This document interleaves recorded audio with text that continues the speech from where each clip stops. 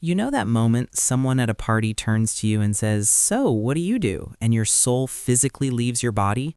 Or you're stuck in an elevator and someone hits you with "working hard" or "hardly working"? Or you're in the office kitchen and it's "So, any plans for the weekend?" Or you're in an Uber and the driver wants to chat about the weather for 20 minutes. You'd rather file your taxes than answer, "So, what do you do?" one more time.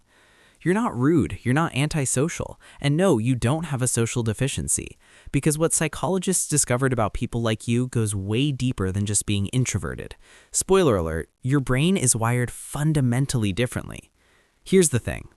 Some people's brains are literally wired to reject small talk, not because they're snobs, not because they think they're above it, but because their brain is starving for something that small talk will never provide. Psychologists John Cacioppo and Richard Petty at the University of Chicago developed something called the need for cognition scale, basically a measure of how much your brain craves complex thinking. And some people score so high on this scale that surface-level conversation feels like being served an empty plate at a five-star restaurant. The table is set, the music is playing, but there's nothing to eat. And here's where it gets interesting. A study published in the Journal of Neuroscience found that introverts actually have thicker gray matter in the prefrontal cortex. That's the part of your brain responsible for deep thinking, abstract reasoning, and analysis. Your hardware is literally built for depth. But it doesn't stop there. Psychologist Matthias Mell at the University of Arizona recorded 79 people's daily conversations over 4 days. What he found? The happiest people had significantly more deep conversations and significantly less small talk. Not a little less, significantly less. So when you're sitting there zoning out while someone talks about the weather, your brain isn't broken, it's starving. You're not bored, you're starving. But craving depth is only part of the story, because for some of you, small talk isn't just unstimulating, it's genuinely exhausting, and there's a very specific reason why. For the second group, small talk isn't just unstimulating, it's genuinely exhausting, and not the "I had a long day" kind of exhausting, the "my brain just ran a marathon standing still" kind. See, when you're making small talk, you're not just talking, you're playing mental chess. You're analyzing every word, every facial expression, every pause. You're calculating what to say next, how to say it, when to laugh, when to nod. Your brain is running 47 background apps during a "how about this weather" conversation. What psychologist John Sweller at the University of New South Wales calls cognitive load, when your working memory is completely maxed out processing too many social signals at once. And what Nobel laureate Daniel Kahneman calls System 2 thinking, your brain's slow, deliberate, energy-expensive mode. Most people cruise through small talk on autopilot, but your brain, it kicks into the highest gear for every single interaction. And that's expensive. That drains your social battery faster than anything. And for some of you, this goes even deeper. Maybe you grew up in a home where every word was scrutinized, where saying the wrong thing at dinner meant tension for days. So your brain learned early, conversations are minefields, and small talk, that's just a minefield with a smile. That's not being guarded, that's being smart. So no, you're not awkward, you're overloaded. But there's a third group, and for them, it's not about energy or processing power. It's about something much more personal. It's about honesty. And then there's the third group. For them, small talk doesn't just feel boring or exhausting, it feels fake. "How are you?" "Good, thanks." Even when you're not. Even when everything's falling apart. You smile anyway, you nod anyway. And every single time, it feels like a tiny betrayal of who you actually are. What philosopher Jean-Paul Sartre called mauvaise foi, bad faith, the act of performing a version of yourself you know isn't real. And for some people, that performance isn't just uncomfortable, it's unbearable. Here's the wild part.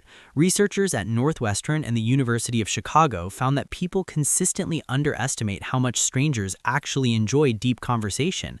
We avoid going deeper because we think it'll be awkward, but it actually creates stronger connection. We're avoiding the very thing we want most. And here's something most people never consider.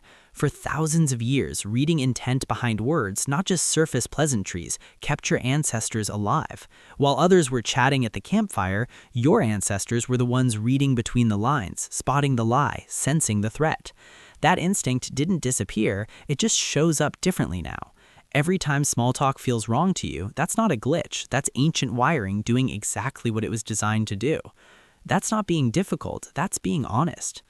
But here's something all three groups share, something most people completely misunderstand about you.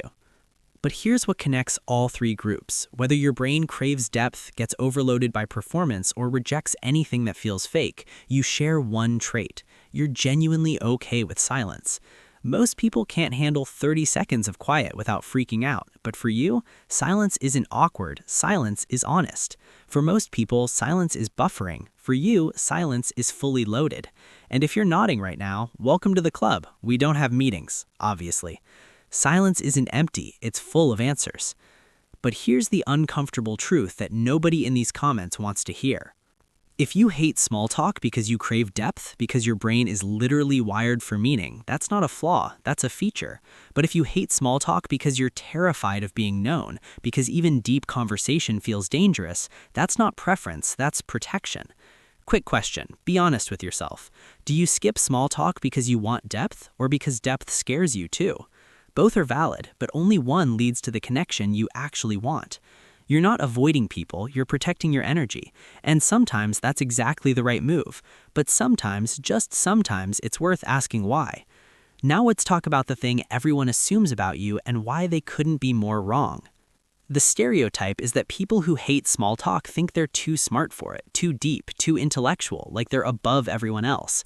But that's not what's happening at all.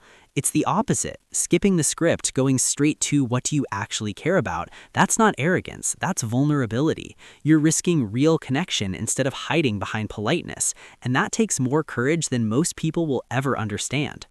Oxford professor Robin Dunbar's research found that introverts tend to prefer fewer friends, so they can invest more time in each one. And their friendships? Warmer, more emotionally intense, more real. They'd rather have 2 people who know their soul than 20 people who know their weekend plans. Because here's the deeper truth. Small talk doesn't build connection, it prevents it.